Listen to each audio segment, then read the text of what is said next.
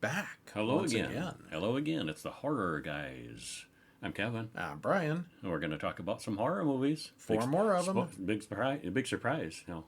If you haven't tuned in before. One of these days we're going to talk Hallmark Christmas movies, I'm sure. This week we're going to talk about horror films. That's what they need occasionally. One of those Hallmark movies, they just need to sneak in a vampire or, some horrific monster that kills half the town. Or with vampires, it wouldn't surprise me. I mean, they don't have to be evil vampires. You can have sparkly vampires. They could be sparkly. They could be sparkly vampires. Yeah, totally could. Yeah. I'll bet there's been a Hallmark vampire romance. I wouldn't be surprised. Nah, it's happened to. Vampires are generally, often, romantic. Yeah, quite often. Yeah. Yeah. But happy endings? I don't know. not a lot of romance going on here. Well, yeah, one of them has a romance of sorts. Well, if you like your cousin. Weird romance. Yeah. Well, yeah. And that. Okay. There's several romances going on. Actually, these all have weird romances. Except for one. This is the weird romance episode. Even that one has some romance. Yeah, a little bit. Yeah. Before the guy gets eaten. Yeah. Well, we're just going to start out with The House of the Seven Gables from 1940, with little cousin-on-cousin action there. Mm-hmm. The Lost Continent from 1968, where the guy and the girl kiss just before the guy gets eaten. The Resident from 2011, which, that's just takes romance to a whole new level. That's a creepy romance. Yeah. And Let Me In, If You Like Him Young from 2010. We just romance budding. We should have saved these episodes for Valentine's Day. So. All right. So, we got 4 of them. And actually 3 of these, Lost Continent, The Resident, and Let Me In. Who made those? Hammer. Where would you go if you wanted to learn more about Hammer films? I bet you'd go to our website and follow a link and buy some books you made. You'd go to horrorguys.com and you would pick up The Horror Guy's Guide to Hammer Horror. Close to 300 pages of all the Hammer horror films. And yes, all 3 of these are in there as well. So, if you want to know more, that's how you can do it. Yeah. horrorguys.com/books. All right. Well, films. Did you know Vincent Price could sing? I didn't, but I do now. And play the keyboard. Well, back in those days, they called it a piano. Well. Singing hasn't changed much. Yeah, I wonder if he had any kind of coach for that, or if he just really is a decent singer. I never heard. I don't know. I guess but it was. But it really singing, was. It really was him doing it. Yeah. House of the Seven Gables from 1940, directed by Joe May, written by Lester Cole and Harold Green, stars George Sanders, Margaret Lindsay, and in third billing Vincent Price. Hour and 29 minutes. Of course, Vincent Price is right there, main guy on the cover. Yes, of course. Yeah, kind of loosely based on the novel by Nathaniel Hawthorne. Loosely based. Yeah. Yeah, not that loose. Well, I don't know. I've never read the novel. There's a house. Yeah. It's got gables. It's got 7 gables. Yeah, okay. And there's a couple brothers and a love triangle, kind of. And yeah. Did you like it? Oh, it was okay. Yeah, I'll go there too. I just thought it was okay. The horror aspect is sort of minor. Pretty tame. It doesn't end the way I expected it to. Mm-hmm. Yeah. Yeah, it's all right. It's all right. Yeah. If you're a Vincent Price fan, you should probably take a watch because it's one of his earlier ones. They all do a good job acting and all. And, yeah, it's fine. It's fine. That's a good way to put it. It's fine. Wow. Well, and it is black and white. Well, 1941. Yeah, of course it would be. 1940. There's some dispute on that. Is it 40? Is it 41? We see some things that say 1941, but other sources, including the IMDb, says 1940. Yeah, I don't know where the 1941 It's a little bit from. unclear there. There's some haziness. Well, Colonel Geoffrey Pynchon accuses an innocent man, Matthew Mull, of witchcraft. The man is hanged, but with his dying breath, he cursed Pynchon. And then he built his house on the dead man's land. He was later found dead on the final day of construction himself. And then we move ahead in time 160 years later to 1828. The house is still there, and it's got 7 gables. Yeah, so this is like back in Pilgrim days originally. Big place, big house. And the colonel had the house built on Mull's stolen land. Yeah. All right, so we move forward. It's now 1828, so we're still way back there. It was a dark and stormy night. Yeah, they do. And there's a sign. We zoom in on the house from a distance, and we see the sign by the well stating, "This well is foul. Do not drink." And I thought that was going to be relevant later. Yeah, it Like they were going to just find something at the bottom of that well. no, Yeah, never, yeah, never come back to it. Cousin Jaffrey comes in, by the same name, and Hepzibah lets him in and out of the rain. So why was he called home? Well, they hear Cousin Clifford upstairs singing rather badly. Clifford has sold a composition, and he now considers himself a success. I sold a song, I sold a song. I'm a rock star. Yeah, this is Vincent Price, so yeah, he's no rock star. It wasn't that bad though. It was They thought it decent. sounded pretty bad. I I thought he we sounded thought it fine sounded too, fine, but they yeah. were both commenting on, what is that, a cat screeching? Hepzibah warns Clifford to be respectful in their meeting with their father. Well, Jaffrey's father, Gerald, is selling the house of the Seven Gables tomorrow. Yeah, short notice. Yeah, hey, guess what we're doing tomorrow? Yeah, You're all pack out. your things. Yeah. Pack your things, get going. The family investments have all failed badly.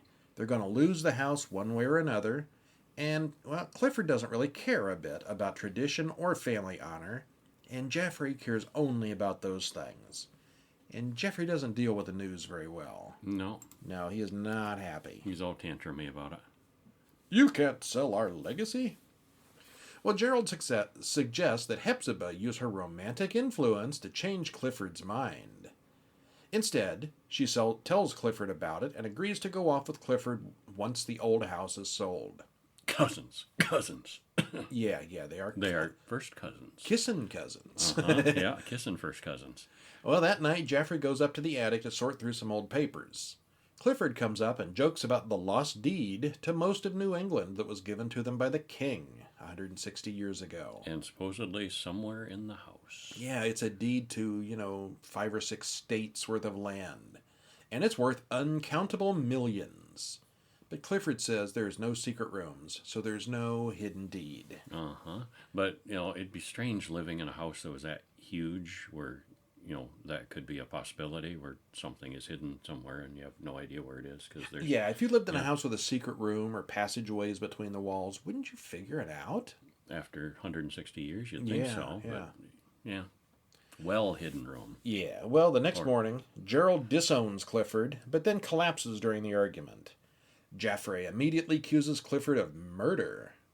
Clifford immediately sees what Jaffrey is up to, and they fight. Well, there's a fast trial, and Clifford is easily convicted. His lawyers point out that the quick conviction is nothing more than a modern witch hunt. Clifford is then sentenced to life imprisonment. Clifford curses Jaffrey right there in the courtroom, and Jaffrey is obviously disturbed. Yeah, he's kind of all in on these curses. But he carries on. Jaffrey hires workers to tear up the floors and walls of the house looking for the treasure. They read Gerald's will, and he left everything to Hepzibah. She immediately throws Jaffrey out, and all the workers that were going to tear down those walls, she cancels it all. She then closes up all the shutters on the house and locks herself inside. Becomes a recluse. 19 years pass. I guess she has groceries delivered, like Uber Eats. Uber Eats, yeah. The 18-something version Yeah. of Uber Eats. Because she don't leave the house, period. Well, the house needs a lot of work, but Hepzibah is still trying to get a pardon from the governor for Clifford. Clifford ends up getting a cellmate in prison whose name is Matthew Mall, a descendant of the original guy who cursed their family. What a coincidence. A distant relative, a young girl Phoebe, is going to be coming to the Seven Gables to live there. Hepzibah is considering opening a store for some income, and her boarder, Mr. Holgrave, supports her completely. Holgrave is an abolitionist, a risky venture at the time. Holgrave is sweet on Phoebe. So 19 years pass, it'd be 1847. Before 10 years or more before the Civil War. So yeah, abolitionism is a hot topic. So we got a couple romances going on. Yeah. Finally, the governor commutes Clifford's sentence, and he'll soon be released. And he comes home late at night, all alone. There's no one to greet him, and he finds all his clothes are still in the closet, but they're all moth-eaten and rotten. He and Hepzibah still love each other, and just maybe things are going to work out for them. Except Clifford now has thoughts of revenge on Joffrey. There's rumors all over town that Clifford has learned about the treasure and is now looking for it. The rumors are started when Holgrave talks to the newspaper man.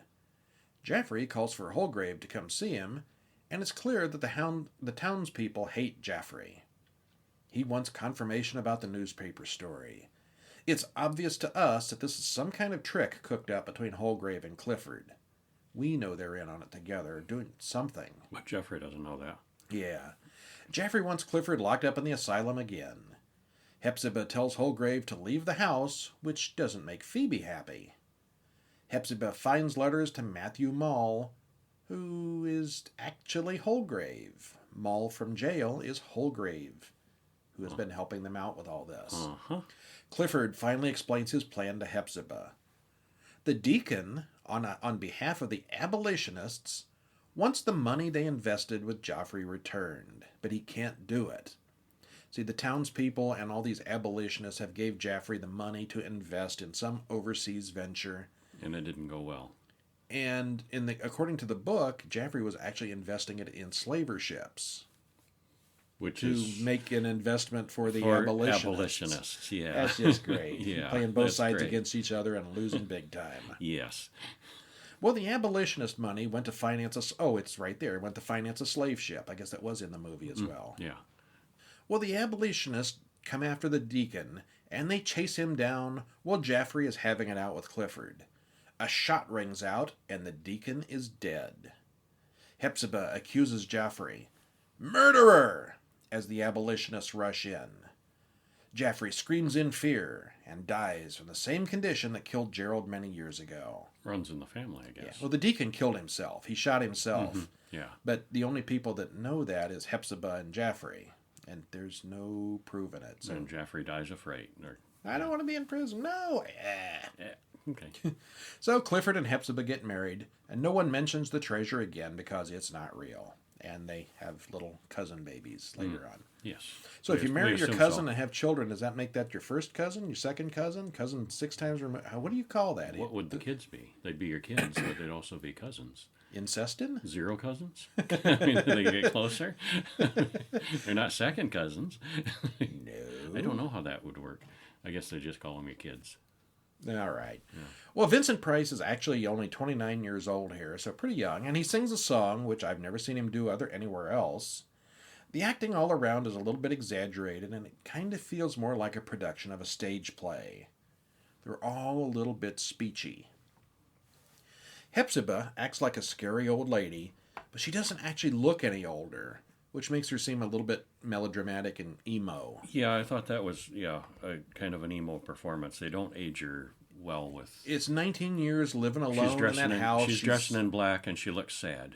Yeah, but... And they grayed her hair up a little bit. They didn't change her face. She just looks like a dark 20-year-old at that point. Mm-hmm. It's been 20 years, but she acts like it's been 50. Overall, it's not terribly much horror-related, but there is an old house, hidden treasure, murder, plots, and revenge. I was entertained, even though it's not terribly horrified. You know, I was just looking for Vincent Price singing, and he's got all kinds of songs out on YouTube, and yeah, he was into singing. Like album kind of singing, or? Well, he's 1976 Monster Mash. Song called When the Day Is Done, The Two of Us with Boris Karloff. He's got a duet. These kind of all sound like jokes. Well, maybe. Darling of the Day, though, that's a serious one. Yeah, there's some serious singing and some fun singing, and so, yeah, he could sing. Well, he wasn't a horror icon when he got started. I guess he had to do some stuff. Right. All right. Well, that moves us forward a few more years up to 1968. And what did you lose this time? I lost a continent. How do you lose a whole continent? But they find it again. They do. Or it finds them, whichever. Yeah. Directed by Michael Carreras and Leslie Norman. Written by Michael Carreras and Dennis Wheatley. Stars Eric Porter, Hildegard Neff, Susanna Lay, hour, 37 minutes. Link in the show note to pick up your copy of this gem from Amazon. What'd you think? I liked it. I did too. It was kind of silly and fun and creepy, and yeah, and it's got it all. It's got conquistadors and monsters and ships and yeah, and They really did throw it all in this one, didn't they? It's really a mishmash, but I thought it worked. Yeah, Yeah, they were trying to do kind of everything with this one, and it worked out pretty well. yeah. And you don't see it that very often anymore. It's not one of their more famous movies. I remember it being on TV a lot in the 70s. I never saw it before. Never saw it Never before, saw it okay. before here. Yeah. I may have gone to see this one in the theater even, back Okay. in the day. Which is a lot less common for me than it was for you. Well, we start out with a funky James Bond-style music theme playing as the credits roll, and we see scenes of rocky, isolated beaches and distant, misty mountains. We open on a funeral on a ship. It's a burial at sea. And the captain wonders, how did we all get here? Which triggers a flashback. And then we find out. And you can see a weird collection of people at this funeral, which we'll talk about a little later. Yeah. Well, okay, so we're flashing back to how did we get here? And the harbor master commands them to heave to for inspection.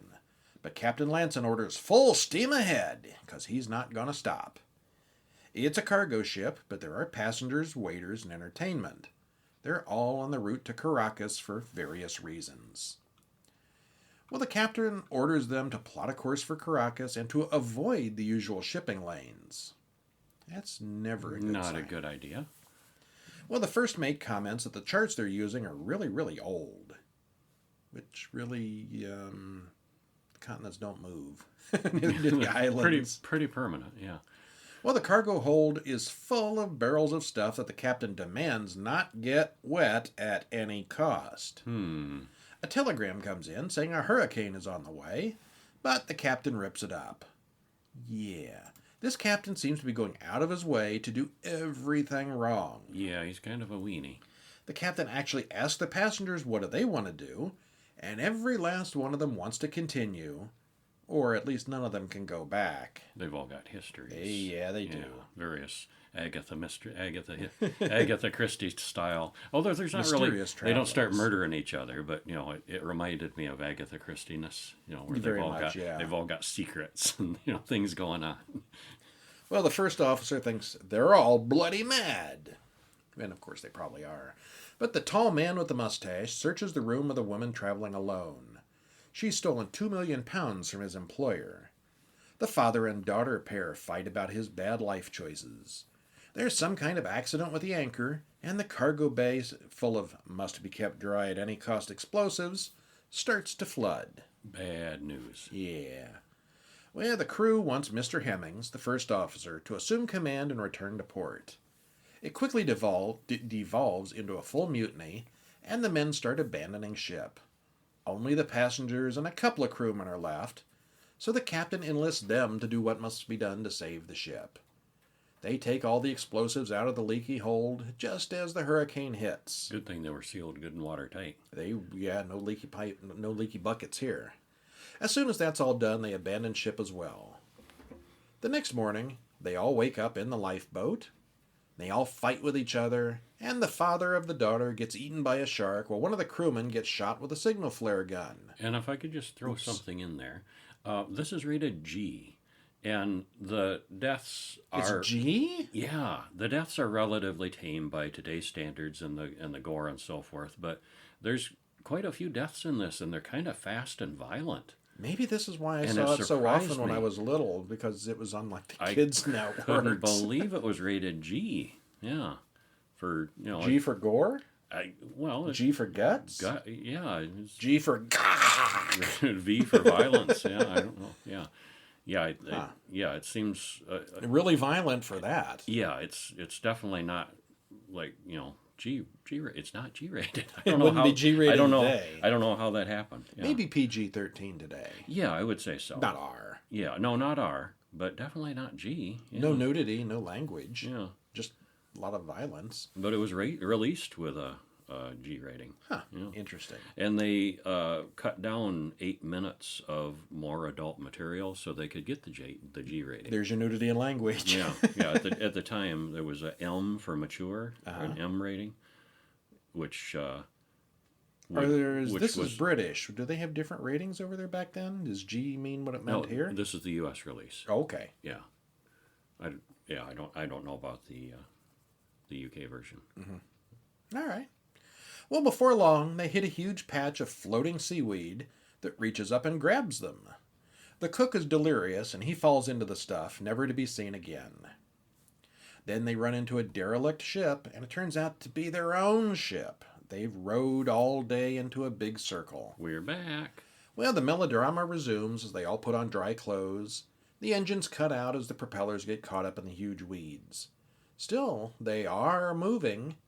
Turns out the weeds are dragging them somewhere. But Unity and Ricaldi are making out up on the deck when a giant one-eyed tentacle creature grabs them both. And it pulls Ricaldi overboard. And that's the end of that romance. Yeah, short-lived, and much like him. When the sun comes up, they find themselves in a region filled with abandoned and half-ruined ships. And they do see land off in the distance. It's the lost continent. It's the lost continent. Yeah. That evening, a woman literally walks out to the ship on inflatable shoes and balloons. And I think you mentioned later the steampunk aspect of that. It was very steampunky. Well, the ground it's not really ground, it's just seaweed floating on the water. Thick seaweed. Very thick seaweed that you can't quite walk on, but with her balloons and her floaty shoes, yeah, she can. Which is, I remember thinking it was pretty cool at the time. Yeah, and many people do later, too. That's the way they get around from ship to ship. You're kind of vulnerable on attack, though. Yeah. One good shotgun and you popped all their balloons. Yeah. Well, she's being followed by a gang of men, some of whom are dressed as conquistadors. The men on the ship do manage to run them off. Meanwhile, we see that there's another ship, the Santa Anita, and this one appears to be full of Spanish inquisitors, conquistadors, and other scary-looking guys. So these ships got trapped a long time ago, and just their descendants have carried on. They're kind of frozen in time. Yeah, they're not old. They're not old. I mean, this is generations later. Generations later, but they're still living the exact same lifestyle of hundreds of years ago. The leader is a teenager called El Supremo, who throws a man into a pit filled with a seaweed monster. These are the descendants of Spanish people who have been stuck here for centuries. And there's a second group of peaceful settlers on the island as well, and the girl from the group is named Sarah. She leaves one night, and several of the men from our ship follow her to the island. One of the men is killed by a giant crab monster, who then fights a giant scorpion-looking thing. There's all kinds of creatures in this one. Yeah. The men are then captured by the Inquisitor, who takes them to the Santa Anita. And their costumes were cool. Oh, yeah. The Inquisitor and all them, yeah. You look at the movie poster for this, you'll see those guys.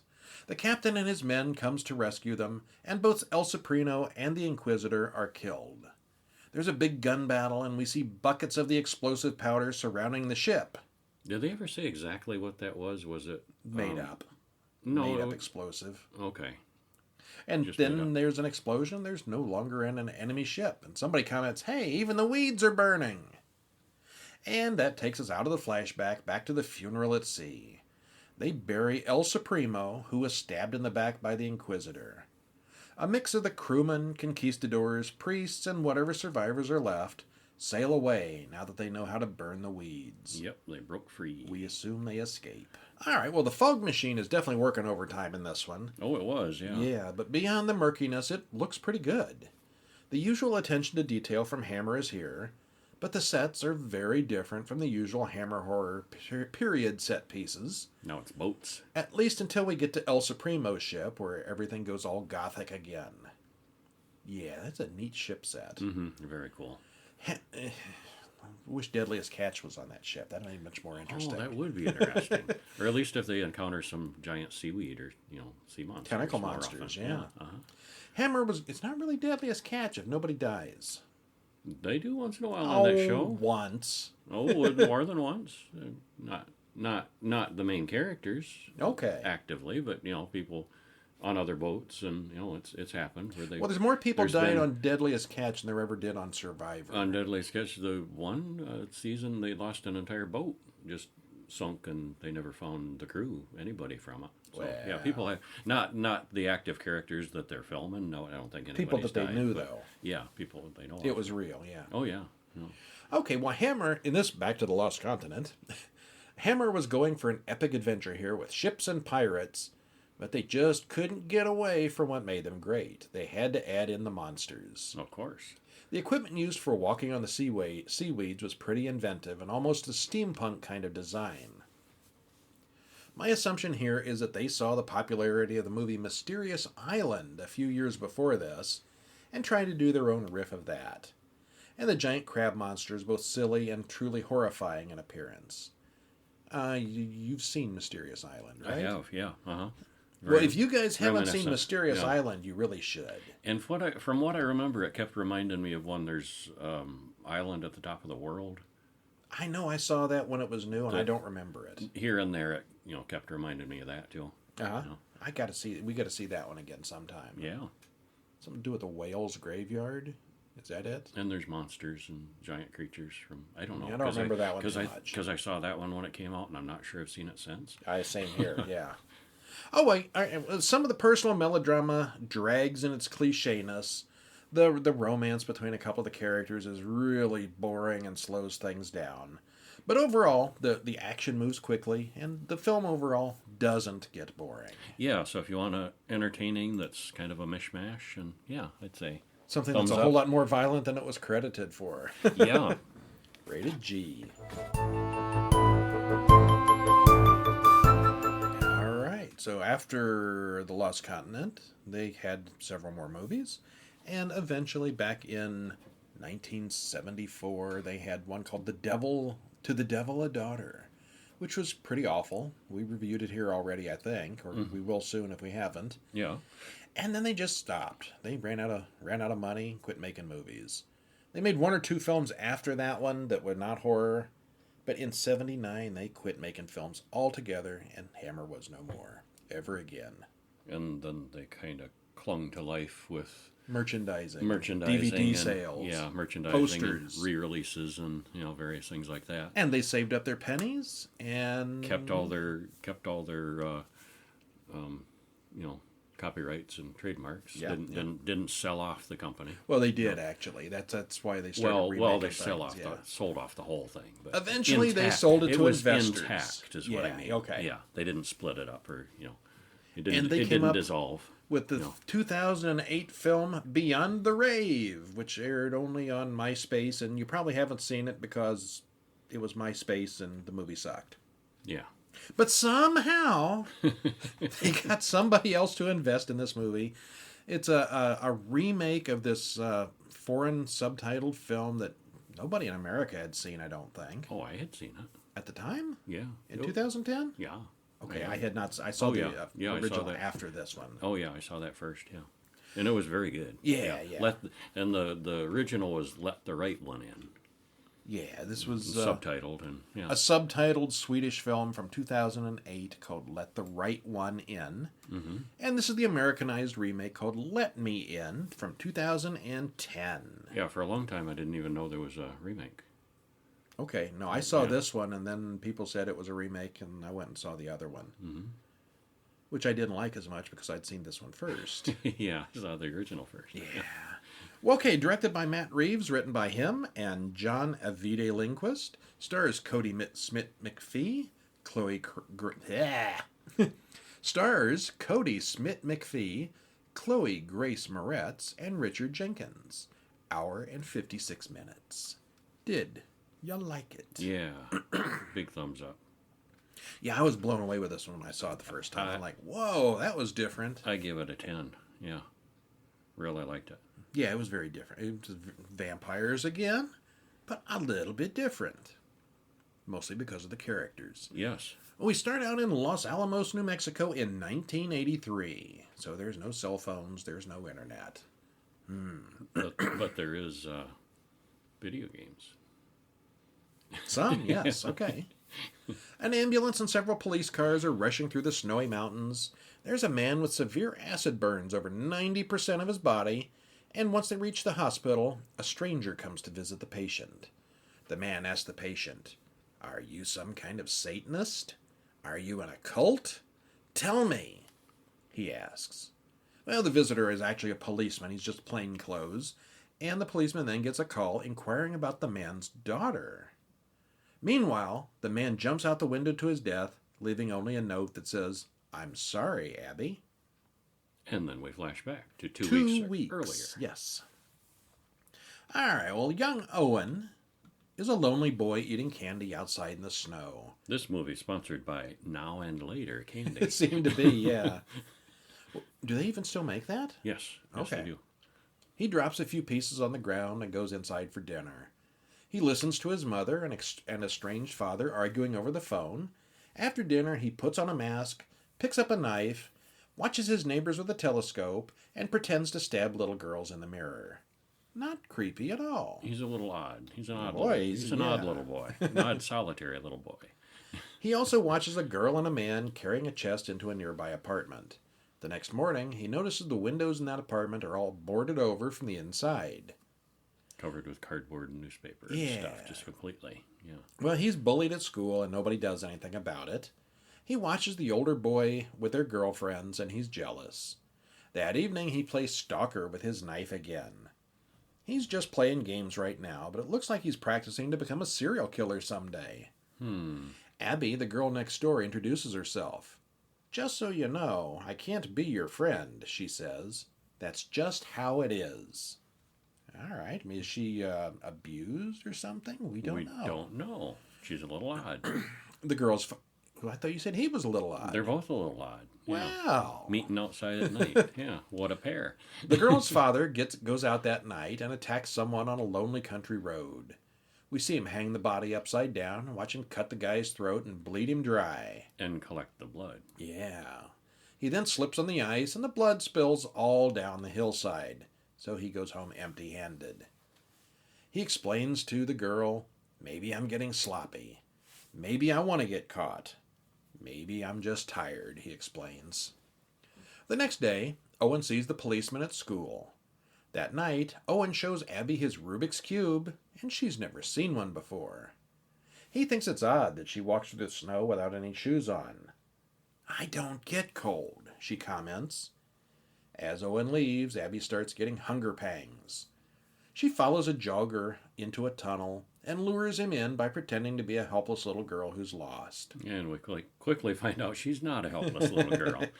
Yeah, she attacks him and drinks his blood, and we see that she's a vampire. Owen hears Abby and her father arguing through the walls that night. We then see the father going out and disposing of the jogger's body. And I didn't quite get that at first. You kind of explained that a bit. You know, why doesn't she just go out and hunt? But this is so she can keep it a secret. She's a little kid. She can't go far from home. Yeah. And, Yeah. you know, this is like, you know, pooping in your own bed, you know. Whereas he can go a distance, a ways, you know, and harvest and bring back just the blood, and the body and the crime scene is miles away. And, yeah. Yeah. So the next night, Owen notices that Abby smells better and has shoes. She's cleaned herself up for him. She's solved his Rubik's Cube also. Like, you know, it's just easy. I just did it. Yeah, so giving, you know, she's good at puzzles, apparently. The next day at school, Owen gets whipped by Kenny, the school bully. He tells Abby about it that night, and she tells him he has to hit back. And they learn to tap on the wall, sending messages in Morse code. The next night, Owen and Abby go to play video games at the arcade. He tries to share his candy with her, but she doesn't want any. Well, okay, she tries one and then gets really, really sick. Yeah, just one little teeny square of candy. She just can't tolerate food at all anymore. Yes. Yeah. Abby talks to her father, who is going out for more blood. He's just not into the job anymore, and she understands. They touch each other inappropriately, and he asks her, "Hey, please don't see that boy again, okay?" He seems to be a little bit jealous of Owen. There's clearly more going on here than a typical father-daughter relationship. Mm-hmm. And it was cool how they gradually played that out. Yeah, it starts out looking like he's the father and protector, or maybe he's an abuser, and then it gets weird. Yeah, yeah. Well, father goes out again, just like the previous time, but this time a second guy gets in the car as well. The driver stops for gas, and father kills the passenger while the guy's inside the store. Yeah, he's hiding in the back seat. Yeah. Or down below. Yeah. Father drives the car over an embankment, and the rescuers approach. He's trapped in the car, so he pours acid all over himself. Ow? Yeah. Better than getting caught, I guess. Yeah. Well, that's the idea. Yeah. Abby hears the report on the radio. She goes to visit father in the hospital. He's on the 10th floor, but they won't let her go up there to see him.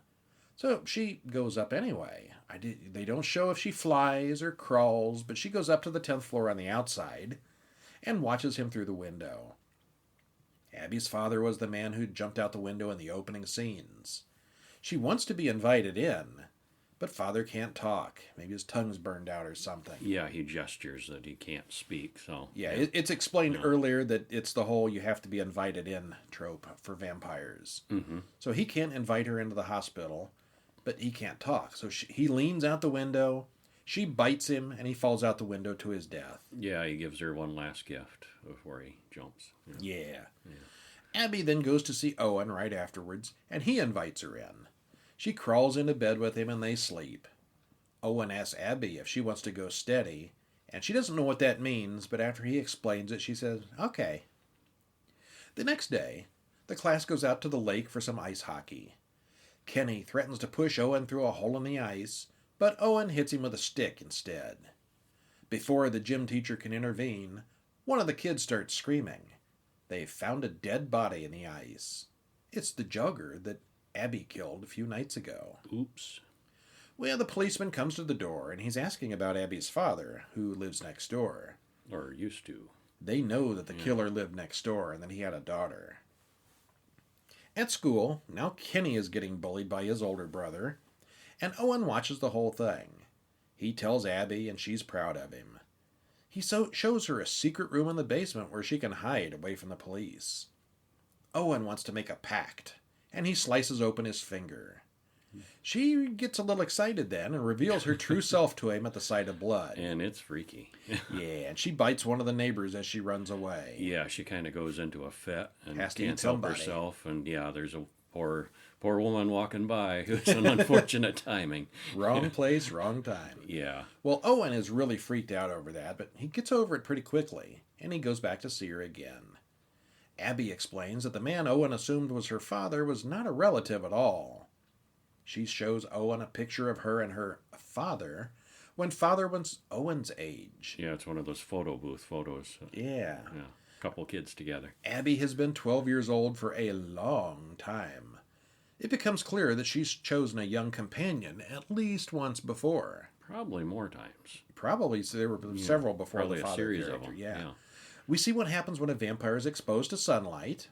That poor woman from outside again. Yeah, apparently it's contagious, and she was. Yeah, the woman's in the hospital, and yeah, that goes. You need poorly. these windows open. That goes poorly. Boom. Yeah, that's something. Yeah, and then we also see what happens when a vampire goes inside a building without being invited. Neither is a fun experience.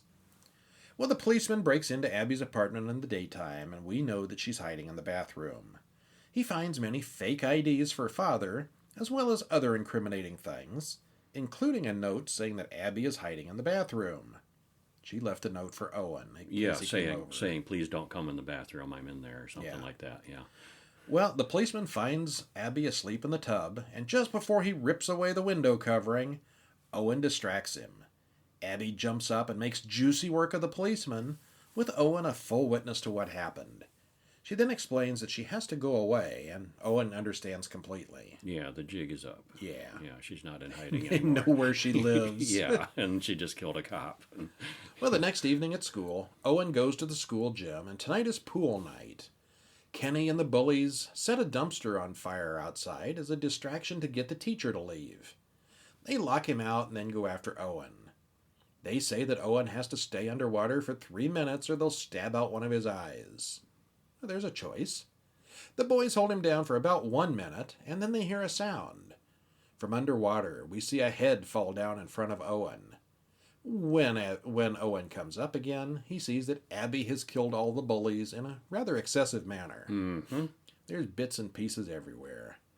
Sometime later, we see Owen on a train with a large trunk. We realize that Abby is inside the box. He's her new companion, ready to grow old in her service. All right. Mm-hmm. Well, the first time I saw this, it was years before I even realized it was a Hammer film. And I didn't realize it was a Hammer it film. just Yeah. it was good. Everybody liked it, but Hammer? What? Really? Really? They're back. Yeah, it looks nothing like anything that came before in the classic days of Hammer. It's modern, it's creepy, and it's very, very serious. There's no silliness here. Nope. No. And of course, this is a remake of Let the Right One In, a subtitled Swedish film from 2008. It was only 2 years earlier, so was that one black and white? No, it was color. Okay. Yeah. Yeah, just subtitled, I guess. Okay, but it's only 2 years later. This one's in English, obviously, and done with a much larger budget. It's still an awesome story with a lot to talk about after a watch. The relationship between Abby and Owen and Abby and Father is kind of unique among vampire films, and it's really well thought out. A lot to discuss after it's over. Yeah, there is. The production values and acting are excellent, with not just one, but two very good child actors, and that's kind of unusual. Child actors are annoying most of the time. And these two are really good. I mean, who didn't watch The Babadook and wish that kid would just get killed? Oh, and what's the other one? Don't Be Afraid of the Dark. Oh, yeah. That's one yeah. where I was hoping they would get her, which you're not supposed to do. No, you're these are the main... supposed to be rooting for the main character. Not always. But these guys were both good. So there aren't that many special effects scenes here, but the ones that are here are very well done. When Abby attacks someone, she scampers all over them like a feral and vicious animal. Imagine being attacked by a rabid squirrel. Yeah. Small and ferocious. Yeah, and all over.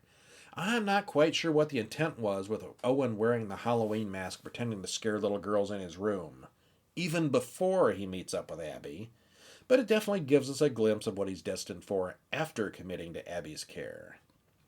Yeah, how many little kids do that? It's like he was going to be a serial killer one way or the other eventually. I think it set him up for making it more believable that he was so accepting of who she is once he finds out and he gets on board with it pretty quickly and easily, and a lot of kids would not. And I think it kind of sets up for that his personality is such that, okay, I'll go with this. He's a weird kid. Yeah. Well, throughout the film, Owen is reading the book Romeo and Juliet for school. And the film has its very own forbidden romance. Kind of two forbidden romances here, actually. It's sort of a weird triangle. Yeah. All I could say is this is one of the best and most memorable vampire films that has been released in a very long time. All right. And in this one, she is a girl. In this one, there's no question. In the book, she was actually a neutered boy. That she had been neutered at the time that they changed her, and she's got no she got no boy parts, and she's living in disguise as a girl. I gotta read this book one of these days. In the 2008, there's a quick shot where you see mutilated genitals. There's just a quick flash of like something wasn't right there, where you see her nude. And they decided to leave that out here, in the 2008, yeah. But in this version, in the Let Me In, in the American remake, yeah, it's clearly a girl. All right. Yeah. Well, that was Let Me In from 2010, and it made all kinds of money because critics loved it, and it was really good, and it did great. So Hammer was back on the board. The Beyond the Rave was a major flop, but they made a lot of success with Let Me In. So then they were back on the track, and they scheduled more movies. And they followed it up the very following year with one 2011 called The Resident. Directed by Antti Jokinen and written by Antti Jokinen and Robert Orr. Stars Hilary Swank, Jeffrey Dean Morgan, and Lee Pace. How's that for some star power? Yeah. Yeah, these are not nobodies. Even in 2011, they were all big people. Hour and 31 minutes. Did you like it? I give it a qualified yes. I think that The reason you mentioned the big names, the acting power that was in this, I think really made it a lot for me. There's other reasons that I'm not real keen on it that we'll get into as we discuss it. But yeah, overall, enjoyed it much more than I disliked it. Yeah. How about you? I remember liking it when we watched it, and the more I think about it, the less I like it. Well, yeah, because of the story. Yeah. Because of the way they did it. Yeah. It's a very bland story that we've seen before many times. But Hilary Swank and Jeffrey Dean Morgan just knock it out of the ballpark. acting is excellent, Yeah, yes. they're amazing in this. The story is just so bland. Predictable, and they give it away so early. Yes, they do. Yeah, that's a problem too. Yeah. Okay, yeah, that's there. I'll say it. Yeah, they gave it away too early. Yeah. Yeah. Okay, so we open with Juliet Devereaux jogging through Central Park. We see that she's a heart surgeon who lives in a hotel. She starts hunting for an apartment and finds a nice big one for a good price. What was it, $3,500 a month? Suspiciously And cheap. she's like, my goodness, that's cheap. Suspiciously cheap for some reason. Yeah. Well, Yeah. It's New York after all. Well, we live in the Midwest, and, I can't imagine paying $3,500 for an apartment. But she is, I can't imagine amazed, paying $1,300 amazed for an that it's apartment. that cheap, yeah. Yeah, it's crazy. Well, it's being renovated, but the owner, Max, seems like a really nice guy. He warns her about the lack of cell reception, and there's an L train that passes by regularly and makes noise. She's good with that, and he even helps carry her things in. Juliet then meets Max's grandfather, August, a creepy old man who looks just like ancient Christopher Lee. That's because he is. Oh, yeah. Spoiler. Yeah. Hey, they got Christopher Lee. He didn't even make it onto the credits, did he? Yeah. No, not on the. Oh, not that I just said. Oh, not top billing. No. Yeah, they got Lee Pace in there, but they completely Well, forgot about Christopher Lee well, in a he was Hammer film. Credited, not top credited. Okay, Yeah. he's not the star. No, not in this one. She moves in and starts to get comfortable. In the middle of the night, she hears something and investigates the sound. She doesn't see anything, but we know that there's someone hiding in the shadows. The next day, August, the old man, is friendly, but she's a little creeped out by him. She then runs into Max at an art show the next evening. Max explains that August had a stroke last year and he's not quite the man he used to be. Juliet explains about Jack, her ex, and that she's not connected to anyone. And What? he likes that. Christopher Lee is not the man he used to be. He's a creepy old dude. Yeah. Huh. Juliet takes a bath that evening, and we see that someone can see everything through the backside of her mirror, as well as through the vents and other strategically placed peeky holes. Somebody's peeking. Somebody is. She gets closer and closer to Max, and before long they're romantically connected. We flash back to see how Max orchestrated Juliet hearing about the apartment in the first place, and also he arranged their meeting at the art show.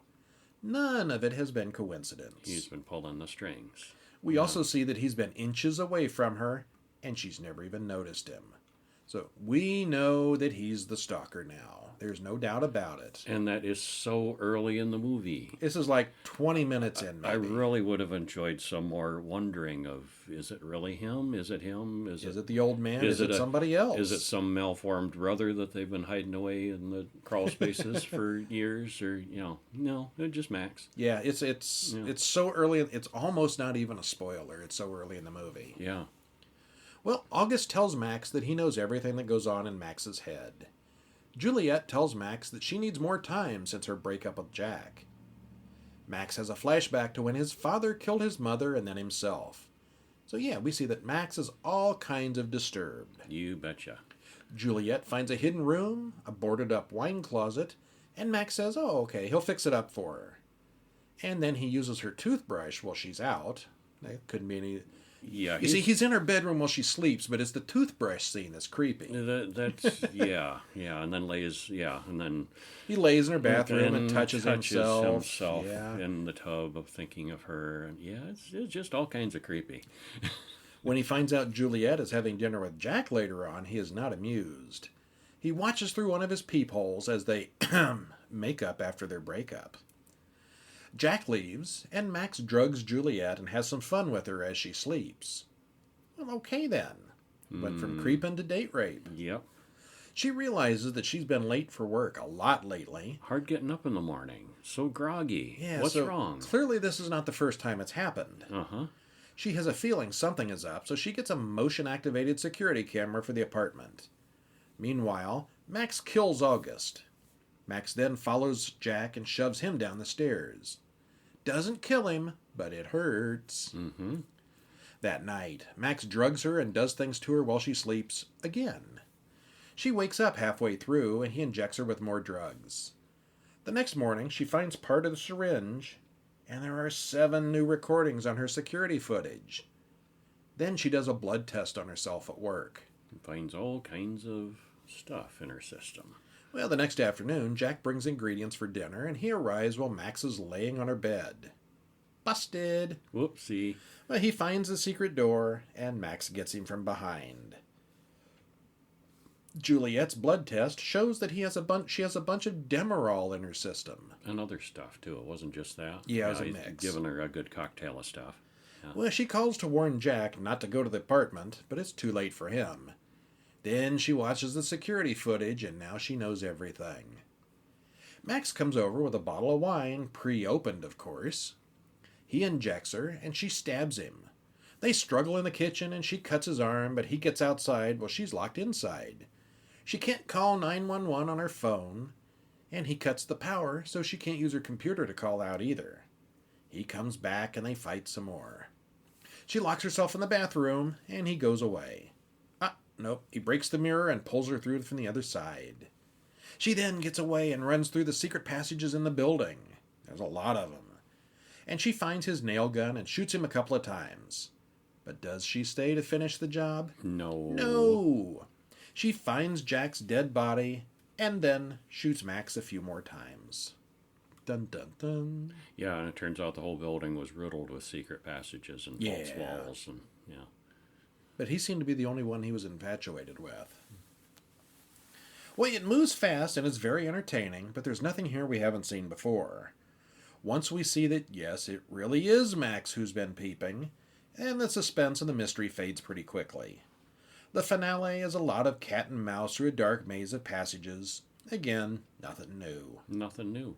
Christopher Lee doesn't really do much here. He looks creepy for the first 5 minutes of the film, but then we learn that he's not the danger, and he doesn't do anything else until his death about halfway through. Yeah, he was just a red herring, and a very short-lived red herring. Yeah. Short-used red herring. And the death didn't really have any logic behind it either, other than to show us maybe that Max was capable of killing. Yeah, I think that's what it was. We're kind of told off screen that, oh, hey, he killed August. And he's really crazy. Yeah. We didn't see him die, did we?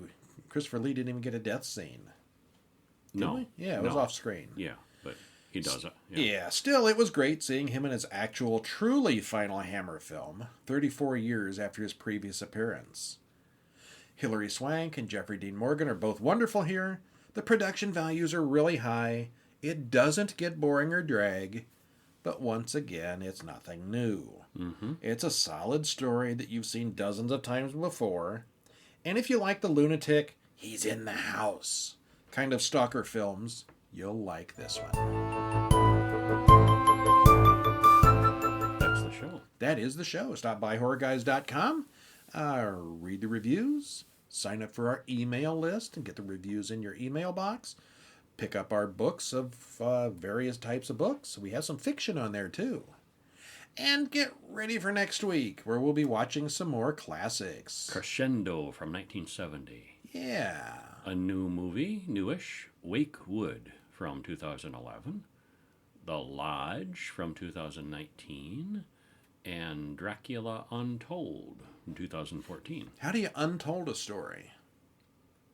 Well, it was previously untold, and now it's been told.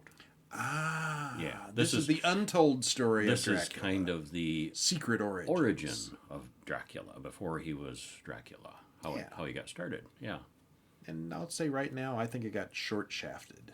I thought it was pretty good. Yeah. And I did too. They're like, we're going to start the Dark Universe with this, and like, no, we're not. The Mummy. We're going to start the Dark Universe with this. No, we're not. Yeah. Yeah. The Invisible werewolf, Man. the Wolf Man. Dark Universe. Nah. Invisible Man? Nah. No. No. They want it so bad, but they're like afraid to connect them in any way. Yeah. Yeah. Well, we'll talk Oh, well. about the Mummy in a couple of weeks anyway. Mm-hmm. But yeah, there's so many failed opportunities for that series. But speaking of failed opportunities, we'll see you next week. See ya.